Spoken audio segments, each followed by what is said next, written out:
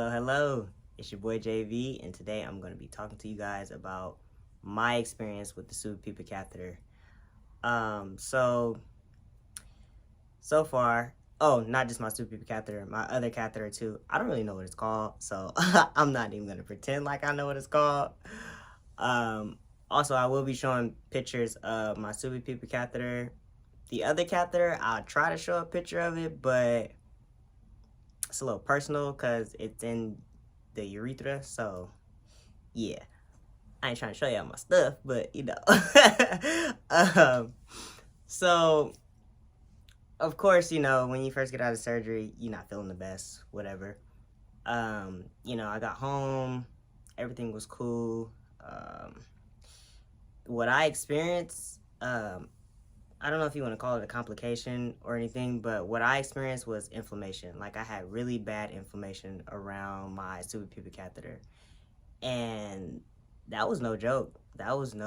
It was just very sensitive. It was very hard to clean around it. I didn't want to clean around it because it hurt so bad, but I had no choice. I'm not trying to get an infection, so that wasn't fun. Wasn't fun at all. Not at all. Sleeping is very difficult for me. I'm still trying to figure out how to get comfortable. So sleeping, inflammation was, my two things. But I'll have to say my biggest issue is the incisions. Because, where the incisions are, it closed up the vaginal canal. So, sitting, moving around, just everything, every little thing is so sensitive. So I wasn't happy about that either. Not at all. So those were like my issues. I'm trying to think, that I experienced anything else. No, not at all. So I can't say it's not as bad as I thought. It's not as bad as I thought. Like, having the suprapubic catheter in, it's like after maybe a week, you kind of forget about it in a way. I mean, obviously you still see it, but it's just like a daily thing. Like, it's just a part of you at this point. But so it gets easier. It may start off a little rough, and you just why did I do this? Or it's just gonna, no, it gets easier. It does. So the other catheter, you get that removed a week later after your surgery, and that one didn't bother me. The only thing that bothered me was how it looked, just seeing it in there. I didn't, it just made me feel uncomfortable. I was just like, I cannot wait till this thing come out. But it didn't hurt. It didn't hurt at all. It was just there. So also, it doesn't hurt when they take it out. It just feels like, when somebody play with your belly button and you get that weird feeling. That's what it felt like when they removed it. So I was just like, ooh, that was weird, but it didn't hurt. The thing that hurt in that appointment is that they removed the skin glue, and that is where, your incisions are. It was like a bad wax. Piece by piece was getting ripped. I never had a wax before, but I'm just saying, that's the case, if that's what you want to say. So yeah, my bad, I got a phone call. But yeah, the removing the skin glue was the worst part for me. Because I'm hairy. I'm a hairy guy, and she was trying to be as gentle as possible. She really was, but it just felt after I'm done, it just felt so raw.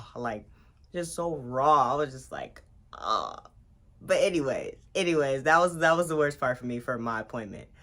And now that that catheter is removed, you still kind of get moisture or leakage down there, so you have to change your gauze a lot. And she said that can happen for a month. So be ready for that. It gets kind of annoying because you're like, oh man, I have to change my gauze again. So, but yeah, you got to change your gauze a lot. So, because you have to keep the area dry so you don't catch any infections. So that's what I'm doing right now. You know, I'm just like, ah, man, a month? That's a long time. But hey, you know, you gotta do what you gotta do. Um, but yeah, so after that, you have to keep your suprapubic catheter in for like 2 months, and then you go take a test.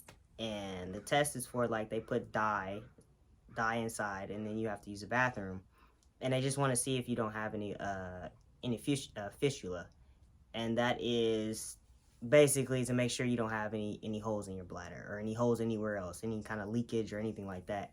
And if so, then a week later you go get your suprapubic catheter removed.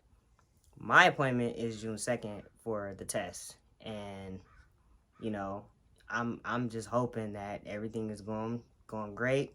I can get it removed a week later, and I'll be free from this catheter. I ain't gonna lie, the only thing I'm gonna miss is that I would have to get up and go to the bathroom. That has been the greatest thing about this. I ain't gotta get up and go to the bathroom. You know, when you all cuddled up in bed and you all relaxed and you're like, man, I gotta go to the bathroom. Nope. I can just sit there and use the bathroom. That's about it.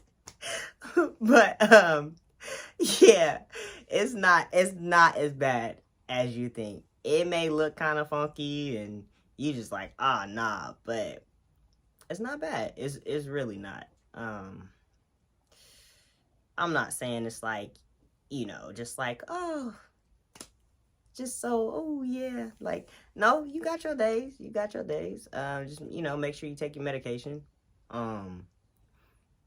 Yeah, that's pretty much it for me about the suprapubic catheter. I don't really have, you know, much to say. You know, I would show you guys, but like I have my gauze and stuff like on, so you know, I haven't washed my hands or anything like that, so I don't really want to touch it.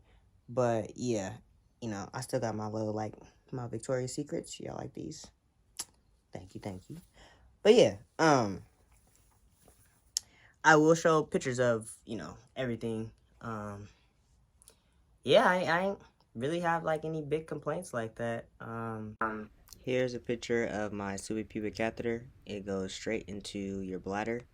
I would have to say drink as much water as possible. I just felt like, you know, the more water you drink, the more quicker your body heals. It made my inflammation go away, so that's very helpful also. But yeah, this is what it looks like. Here is the other catheter that's going into your new urethra. It's just in there just to let your urethra heal for a little bit. And this is the one I was saying that comes out a week later after your surgery.